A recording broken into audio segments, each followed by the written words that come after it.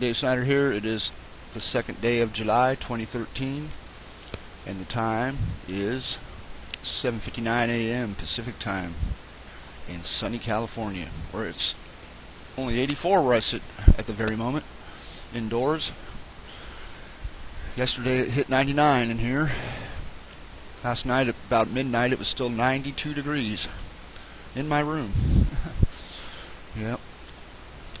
So anyways, what I want to show you today is I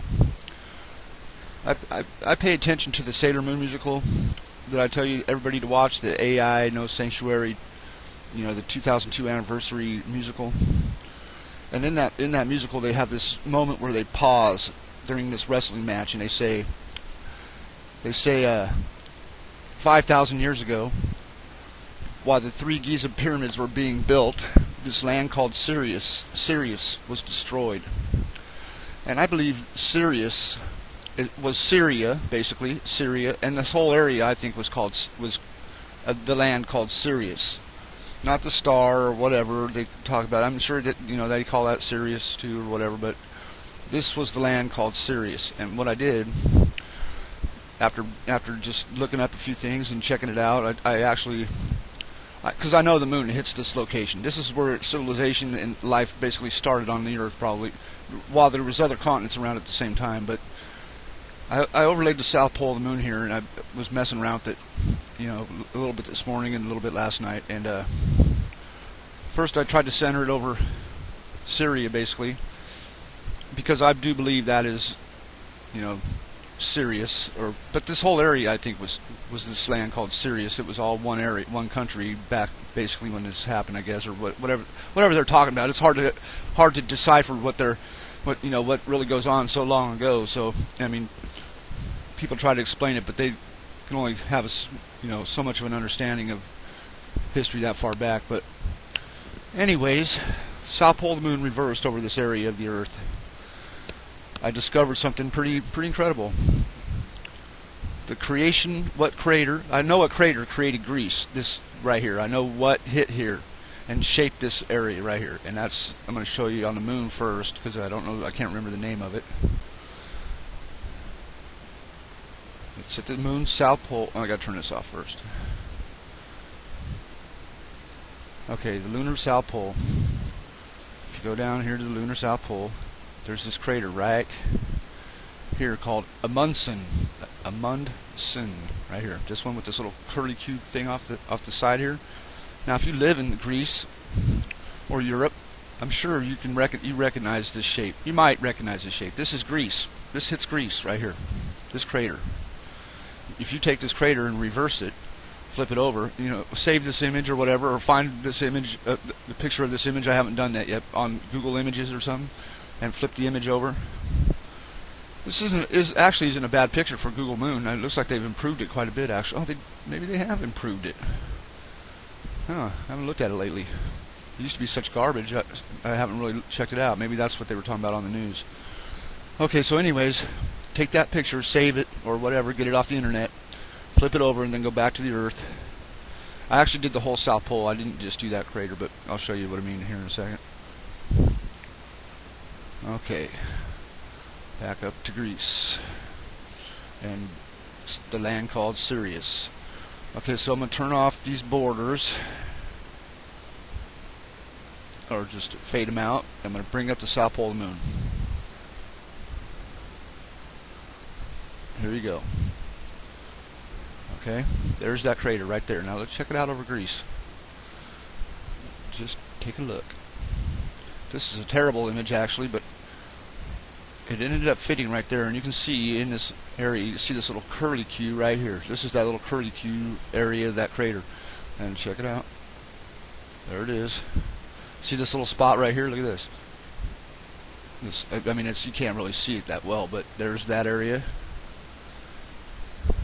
Okay, let me turn the borders on now. Turn the borders on. Let's just take a look at the overall picture, the overall impact. Remember, this picture of the moon is reversed over the Earth. And you can see, like, the Caspian. I mean, it fits here really good. There's some things that obviously aren't fitting real well, but That's because they don't put everything in the picture. Believe me, they do not. But here you go. Let me turn on the borders here, and watch how the borders are shaped. Look at this right here. See that little curlicue right there? There's the crater, and there's the little curlicue right there coming off the side. There it is. See that? That just confirms it. The borders confirm it. I mean, I do the borders, turn the borders on last. I don't line it up to the borders or anything. I just, after I get it lined up to where I think it goes, I turn on the borders just to see if it'll confirm it. And this time it did, just like, you know, it does a lot of times actually. I don't know what that red part is, but anyways, there you go. I would say that Amundsen hits Greece. And if you look at the whole area, this whole area of the Earth, I mean, it's pretty obvious, people, that there's more to this story than what you're told. It's pretty obvious, because nothing has happened on Earth since we've been, you know, alive, or our, you know, grandfathers, you know, been alive. Just some little volcano eruptions and things like that. That's not what creates these amazing things on the Earth. You know, diamonds and crystals and desert glass and gold and all that, and the quartz veins and everything, and craters, and I mean, I'm sure there's some little things that hit the Earth besides the moon, but the moon's pretty important, I would say, and a lot bigger than they say. It has to be a lot bigger. Let's just see. It turns out to be the right size, because I bet you that crater right there is about 1,200 miles right here. 14? Well, yeah, it's roughly 1,200 miles. You can see it's 1,200 miles this way. Close enough. There you go, 1,200 miles.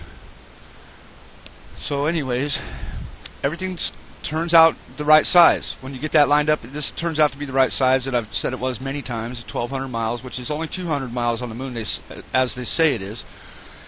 Confirming again that the moon is 5.5 to 6 times bigger than they say it is. Because if this crater is 200 miles on the moon, and but the print it leaves on the Earth is 1,200 miles, which is all over. This print is all over the Earth. Then that means it's, you know, roughly 6 times the size they say it is. The whole moon, not just the crater, the whole moon. So you got a moon that's, if anything is a moon, the Earth is the moon. Okay, I'm telling you, the moon is bigger than the Earth. That's what the prints show every single day. If you do this, flip the moon over, make it larger, and overlay it all over the Earth. And you just got to remember, they don't give you everything, but they give you just enough to know, just enough to learn the truth. Not enough to really show everybody and put them in awe or shock them, and, you know, wow, never knew. You know, it doesn't make itself really clear. You have to pay attention to things, other things besides just putting the Earth over the moon over the Earth. Like I said, Sailor Moon pointed me to this, basically. I know that sounds crazy, but you watch that one. If almost all of the Sailor Moon musicals refer to the moon and the history of the Earth and the moon. They always slip something in there. I mean, like the No Sanctuary one. That one is all the way through from the beginning into the end. Every bit of it has something to do. They got to throw some kind of, you know, goofiness into it and other stuff. But I mean, it's basically, you have to pay attention and look at the underlying things that they're talking about. You almost have to understand this first before you can understand that properly. Like from the beginning, they sing a song called "Set Me Free," because that's what the truth does, people. Sets you free, right? So that's what the name of the first song, right from the very start, where they say it's morning, it's night, it's morning again. And if everyone looked upon they got this one part where they say if everyone plugged into the memory terminal, because everyone's forgotten about this. Okay, mankind has forgotten about this. Everybody used to know, but not any longer. It's been hidden from us. But anyways, if you plugged into the memory terminal and looked upon the ground from the wind's point of view, and then it says the sea is a blue burning mirror, because that's what it is. I mean, you have to reverse the lunar image to see it on the Earth. So basically, it's like they're saying it's like a mirror, basically. And there's other part, like the wrestling match in that video, where they have the wrestlers, and one is the Intercontinental Champion and one is the Pacific Champion. I do believe they're talking about one area of the moon and another area of the moon. And if you pay attention to the names of the wrestling moves that they do in there, they're all like deep impact, and one's called face crusher, and on top of the mountain, and it all has to do with these impacts that they're trying to point out to you without just clearly saying it. And there's a lot of stuff in that video where it says there's a character called Kuratsuki. I don't know how you say it, but its definition is like black moon light, which is basically black moon, the evil side of the moon, basically. That's the way I decipher it, anyways. You got Sailor Moon, and you got Kuratsuki, who has this pulse that wants to destroy. The pulse tells him to mistrust the Earth, to destroy humanity, because it doesn't destroy the Earth; it just tries to destroy humanity on the Earth. And that's the pulse. It's telling him to mistrust the Earth and destroy humanity. And so that's what that basically does. And in the end, and they talk about how it's been repeated many times, and that it's better that you don't know your future. And at the very end, they talk.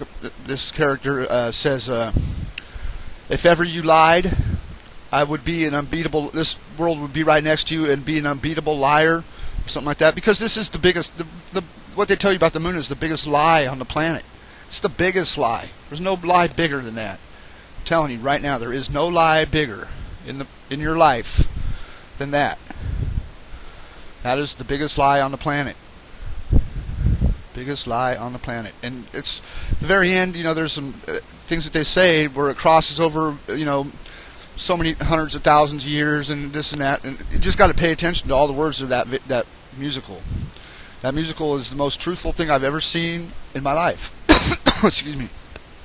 And I learned a lot from that as well. I mean, like I said, I was looking up Apollo earlier, because they call the Apollo moon, the moon missions that supposedly where they landed on the moon, but that's bullshit.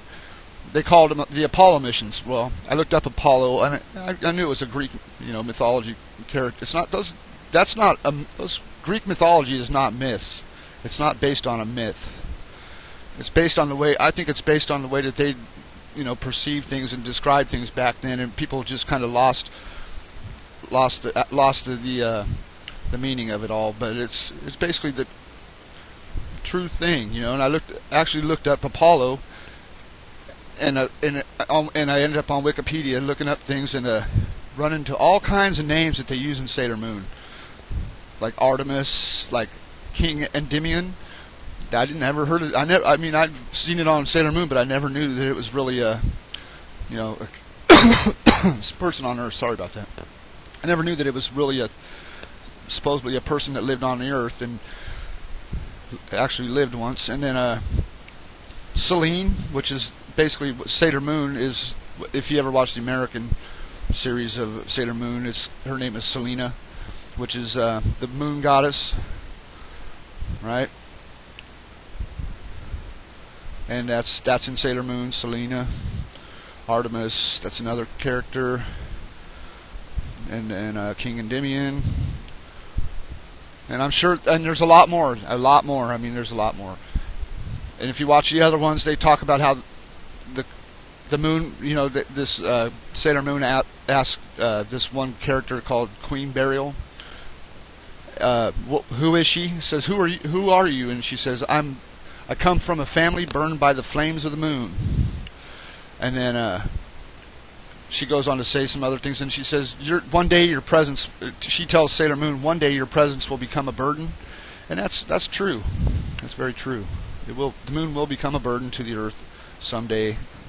Apparently, if you were to believe, what the other things they say in that musical, you would have to just figure it would be the 30th century, since they talk about it constantly in the character, which is the Black Moon, basically says that the 30th century will be the next time. if the moon hits the Earth, and that also fits with this other video that I've watched before about the magnetic field of the Earth, the weakening magnetic field, where one of the scientists says that the magnetic field will possibly last till the next millennium. It'll be gone by the next millennium, which is 30th century. And then if you look up 30th century on Wikipedia or on the internet, you'll see that most of the science fiction stories, or not most, but many of the popular science fiction stories take place in the 30th century. As well as Sailor Moon. Part of Sailor Moon takes place in the 30th century, and many other ones. And then if you go to 30th century BC, you'll see that many of the civilizations on the planet Earth began around the 30th century. A lot of them. So that's something to look up. I mean, and then you just got to just pay attention to everything, because it all relates to this. I mean, religion, no doubt, all religion relates to this. Myself, I believe that when they talk about God in the Bible, and God, to me, the way I see what they're talking about is the moon, who isn't it that is in heaven, that is looking down at us all the time and knows what you're doing or whatever the hell. And the Lord giveth, the Lord taketh away. The moon gave us life basically when it hit the Earth. It sparked life on this planet. The sun carried that, followed through and kept it going, and the moon as well. But it also takes it away. It will also take life away from the Earth. That's why they say the Lord giveth and taketh, because it does. And the moon and the sun are basically gods in their own way, because without either one of them, we would not exist. And you can believe differently. I'm not trying to change your belief, but that is the absolute fact, that if the moon and the sun did not exist, none of us would exist either.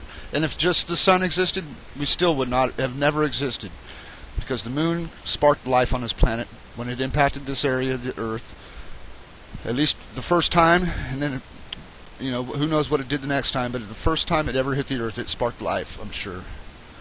And it's, so you can believe in God however you want. I will believe in it my own way, and that's the way I see it. If you look at the Bible, which I haven't done much of, but and you think about this being true and relate it to that, and you would see, I'm sure, that when they talk about it, because this is the rapture. Now they talk about the rapture. Well, I'm sure when the moon comes closer to the Earth, the gravity will change, and things from the Earth will float up into the air. I mean, I've seen pictures of other people's, imagination seeing that. So, anyways, that's it. That's enough of my mind thoughts this morning. I got to get to work and make some paint here. So everybody have a good day, and basically that's what creates grease. There you go. Check it out. Look into it. What else could it be, right? What else could it be?